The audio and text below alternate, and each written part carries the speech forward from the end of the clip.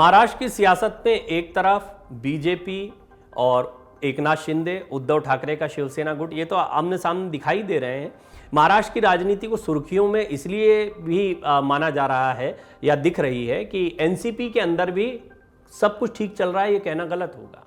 एक तरफ खबर ये आ रही है कि जल्दी सीएम शिंदे और फडणवीस की सरकार गिर जाएगी, मतलब ऐसा दावा संजय राउत कर रहे हैं, भविष्यवाणी कर रहे हैं। दूसरी तरफ खबर यह है कि शरद पवार को अपनी पार्टी एनसीपी टूटने का डर भी सता रहा है, और ये दोनों जुड़ी हुई बातें हैं। इसके बाद उन्होंने ये तक कहा है कि आज महाराष्ट्र में अगाड़ी है, लेकिन कल होगी या नहीं ये नहीं पता।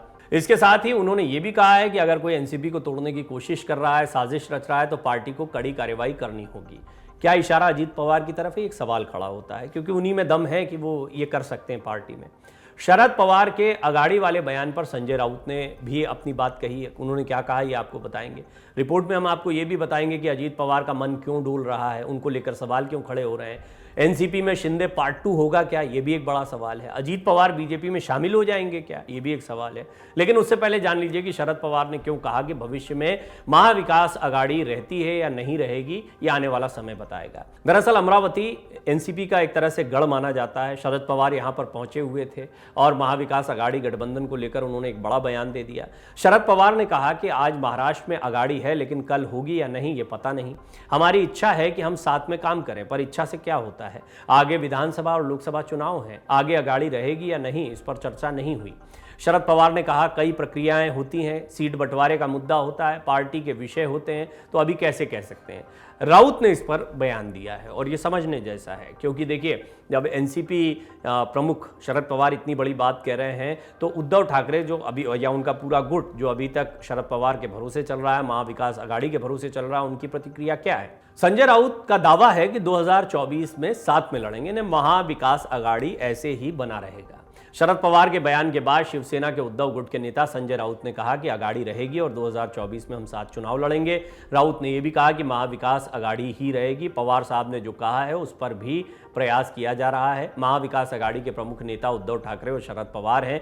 2024 का विधानसभा चुनाव महाविकास अघाड़ी के साथ ही लड़ा जाएगा। उसमें शरद पवार की भूमिका पहले भी थी, आज भी है और आगे भी रहेगी। अब हम आपको यह भी बताते हैं कि शरद पवार को एनसीपी टूटने का डर क्यों सता रहा है, इतना बड़ा बयान उन्होंने क्यों दिया है। दरअसल महाराष्ट्र के राजनीतिक गलियारों में राष्ट्रवादी कांग्रेस पार्टी नेता अजीत पवार के बीजेपी में शामिल होने की अटकलों का बाजार गर्म है। इसी बीच अजीत पवार ने अपनी राजनीतिक महत्वाकांक्षा भी जाहिर कर दी। उन्होंने शुक्रवार को कहा था कि वो 100% महाराष्ट्र का मुख्यमंत्री बनना चाहेंगे और एनसीपी 2024 के विधानसभा चुनाव का इंतजार करने के बजाय अभी भी मुख्यमंत्री पद पर दावा जता सकती है। इसके साथ ही उन्होंने महाविकास अघाड़ी गठबंधन को लेकर कहा था कि हम पहले धर्मनिरपेक्षता और प्रगतिशील होने के बारे में बात करते थे, लेकिन 2019 में कांग्रेस और एनसीपी ने सरकार बनाने के लिए शिवसेना के साथ गठबंधन किया और हम धर्मनिरपेक्षता की लाइन से अलग हो गए। इसकी बड़ी वजह यह थी कि शिवसेना एक हिंदुत्व वाली पार्टी रही है। अजीत पवार के इस दावे के बाद शरद पवार को एनसीपी टूटने का डर सताने लगा। 23 अप्रैल को उन्होंने कहा अगर कल कोई पार्टी यानी एनसीपी को तोड़ने की कोशिश कर रहा है तो ये उनकी एक रणनीति है। यदि हमें एक रुख अपनाना है तो हमें कड़ा रुख अपनाना होगा। हालांकि इस मुद्दे पर आज बात करना उचित नहीं है, क्योंकि हमने इस पर अभी तक चर्चा नहीं की है। बीते कई दिनों से अजीत पवार के पार्टी छोड़ने और बीजेपी में शामिल होने की अटकलें सामने आई थी। अटकलें ये भी सामने आई थी कि एनसीपी में 2 फाड़ भी हो सकते हैं। वहीं महाराष्ट्र में एनसीपी नेता अजीत पवार ने बीजेपी में जाने की अटकलों को विराम दे दिया। उन्होंने कहा कि मैं एनसीपी में हूं और मैं एनसीपी में रहूंगा। उनके इस बयान के साथ ही एनसीपी में 2 फाड़ होने के और बीजेपी में जाने की अटकलों को विराम भी लगा। उन्होंने ये भी कहा कि मेरे बारे में फैली अफवाहों में कोई सच्चाई नहीं है, मैं एनसीपी के साथ ही रहूंगा। बीजेपी में जाने की खबरों पर अजीत पवार ने कहा कि इन खबरों में कोई सच्चाई नहीं है। मैं एमवीए की रैली के लिए नागपुर गया था और उद्धव ठाकरे के साथ लौटा था।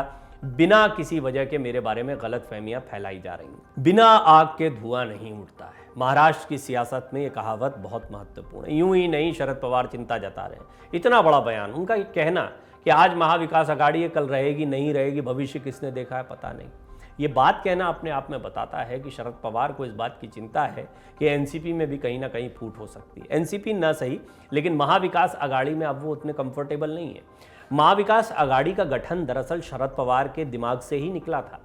उन्होंने उद्धव ठाकरे को मुख्यमंत्री बनाया और यही महाविकास आघाड़ी का एक बड़ा मकसद था कि बीजेपी को सत्ता से दूर रखा जाए। इसमें वो कामयाब भी रहे। हालांकि पहला झटका उन्हें भतीजे अजीत पवार से तभी लग गया था जब रातों रात अजीत पवार और देवेंद्र फडणवीस ने मिलकर महाराष्ट्र में सरकार बनाने की तैयारियां बना ही ली थी। लेकिन फिर बाद में किसी तरह डैमेज कंट्रोल करते हुए शरद पवार ने पार्टी को बचा लिया, महाविकास आघाड़ी की सरकार बनी। अब उठापटक दूसरी है, अब वो दौर नहीं है। महाविकास आघाड़ी की सरकार तो चल नहीं रही है, एनसीपी सत्ता से बाहर है, विपक्ष का हिस्सा है, सत्ता में आने के जो प्रयास थे वो विफल रहे हैं। तो और जिस तरह से शरद पवार अभी नॉर्थ ईस्ट में बीजेपी के समर्थन वाली सरकार को समर्थन करते दिखाई दे रहे हैं, हाल के दिनों में जिस तरह वो विपक्ष से अलग स्टैंड लेते दिखाई दिए हैं कई मुद्दों पर, उससे ये स्पष्ट होता है कि उन्होंने बीजेपी को पूरी तरह से छोड़ नहीं रखा है। हाँ, शरद पवार ये कहते रहे हैं कि उनकी राजनीति जो है वो बीजेपी के खिलाफ रहेगी महाराष्ट्र में, पर अजीत पवार का स्टैंड समझने जैसा है।